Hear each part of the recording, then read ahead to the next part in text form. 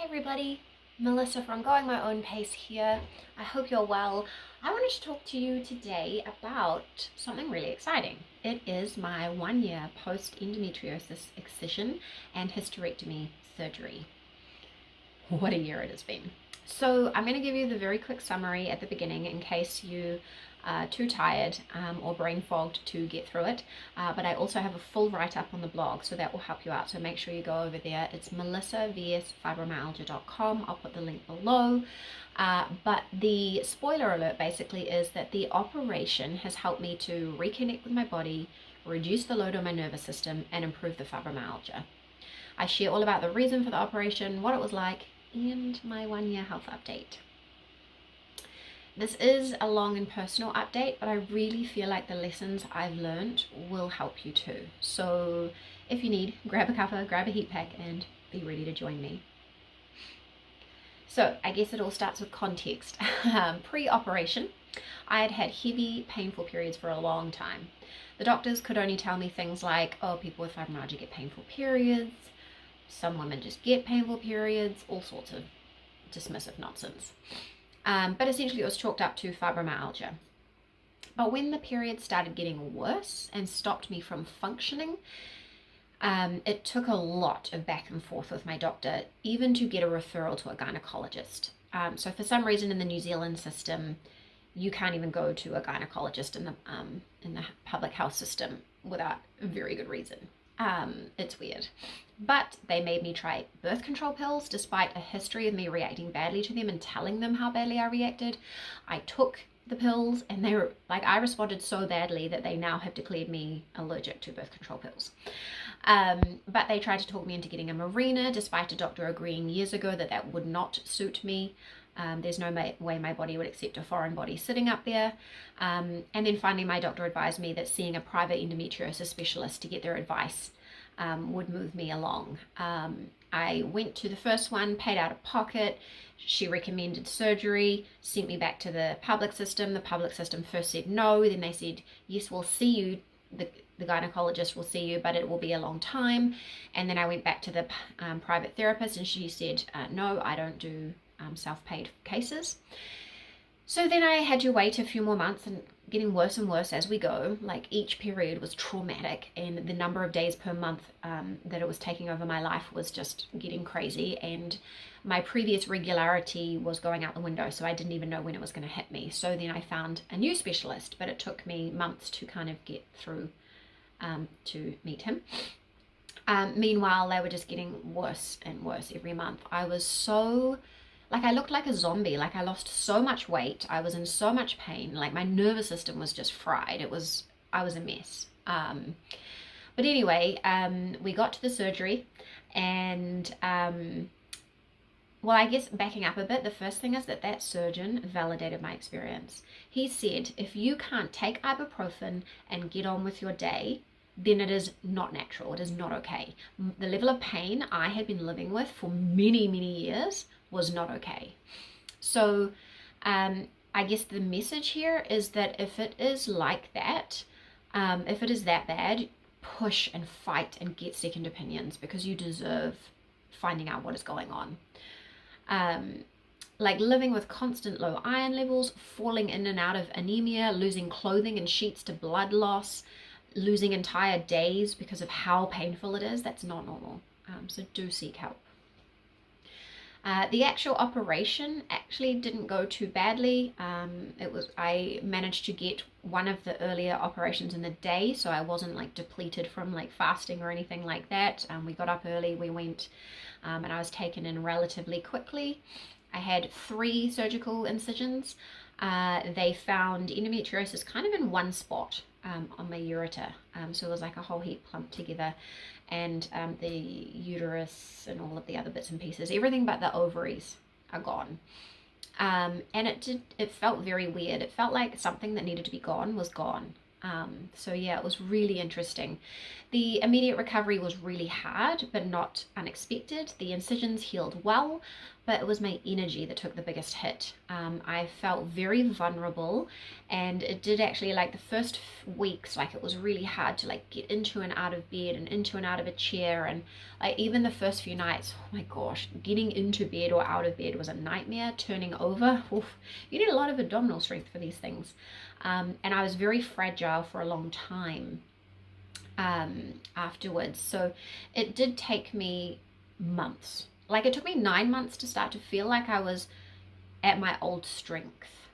It did take quite a lot of time. And so for a long time, I did feel very vulnerable, and I didn't feel safe even kind of leaving the house, because I felt like a gust of wind would blow me right over. And I was kind of quite curled in on myself. So it took some time, and unfortunately some other problems developed. So my sacroiliac joints obviously got put out while I was under the anesthetic, despite me saying you have to be careful, I have problems. They went out. And so then that's why after 4 months I started seeing the chiropractor. They were able to see that my sacroiliac joints were out of place, so they helped me to start putting them back in place, and helped me with other issues as well. And so that started to help my nervous system, but it was quite a state. So when I started seeing her, my nervous system was crazy. So she had to use the gentlest methods she had. She had to go very gentle with her treatments. We had to be very mindful and just go so slowly. And even then I had quite strong responses to the treatment. But now, kind of 9 months after starting the chiropractic, it's just the best. And I've recorded an update recently, so check the link below for that. But about the time I returned from the hospital, I noticed that my heart rate was having trouble regulating. Like one day I had the clothes rack set up in the lounge, and I had the laundry basket on the table, and I was just slowly putting clothes onto the rack, and I just felt terrible. And then I checked my heart rate, and I was like, what is happening? And it was 150 beats per minute. So I immediately reclined in my chair, but it took quite a while to get back to normal. And I learned to manage it by being really mindful of how I was moving slowly, getting up carefully, utilizing my breath, but it would still go all over the place. And then we went into the hottest summer we've had in a long, long time. And there was actually a day where I couldn't even get off the bed because my heart rate was so, like I felt like I was going to faint if I got up, and my heart rate was going really high.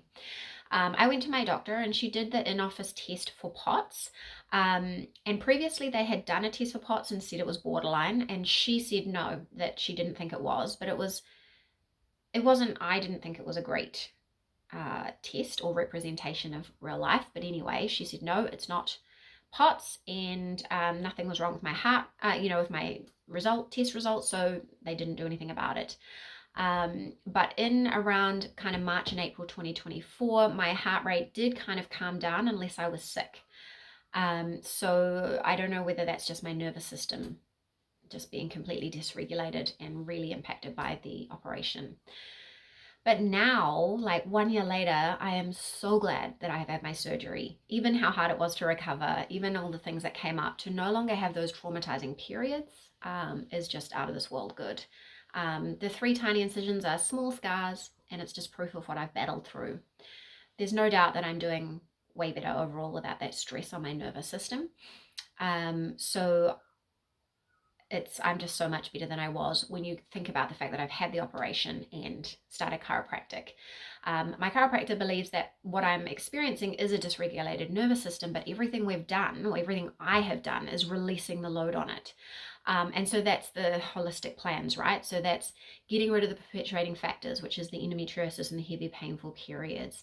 That is the low dose naltrexone, yoga nidra guided meditation, breath work, gentle movement, chiropractic treatment, better sleep, which for me involves quetiapine, and working on like normal human needs like hydration, good food, sunlight.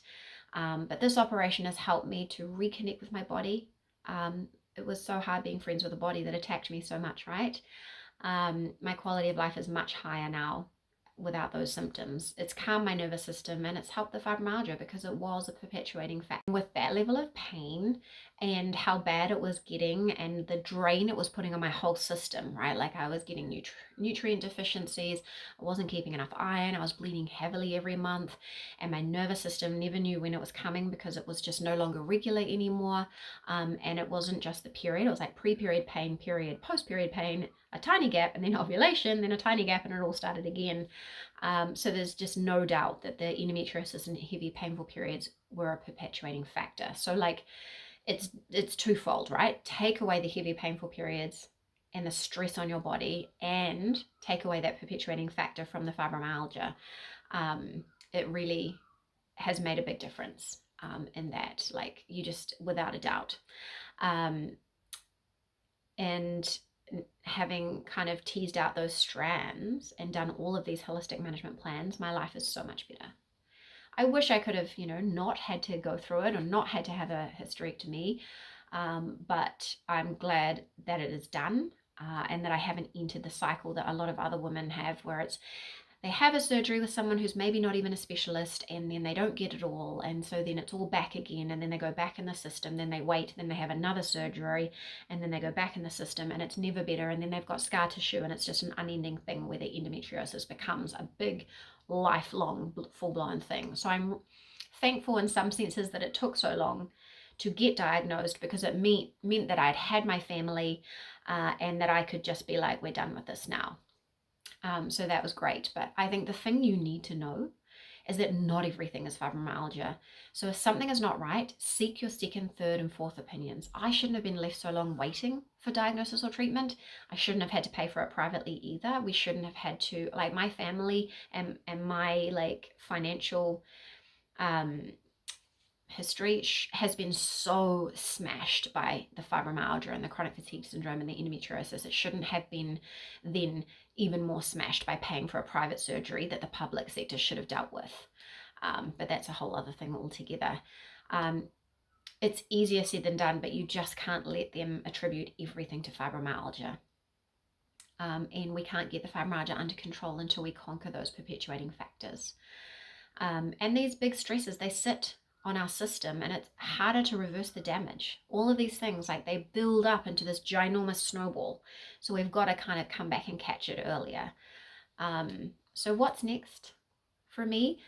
Basically, with my stable management plan, with all of these holistic things I'm doing the best practice that exists right now in the research and the information we have available. So I'm focusing on healthy human habits, allowing my nervous system time and space to heal, just doing my management plan. I'm watching Dr. Jared Younger and his team and their research that they're doing. I'm waiting for them to get dextronaltrexone out into the world. It's a chemical hypothesized to work better and for more people than the low-dose naltrexone, and any other big research breakthroughs. So that's what I'm focused on now. But otherwise, I'm just doing the simple things. I'm just trying to listen to my body. I'm trying to rest when I need to rest. I'm trying to have enough water. I'm trying to get morning sunlight, gentle movement, Epsom salt baths, working on my bucket list, and enjoying my children. And I am in a space to do that now, thanks to everything. Thanks to the endometriosis surgery. Thanks to all these other things I'm doing. So yeah, thanks for being here. Thanks for listening, and I'll catch you again soon.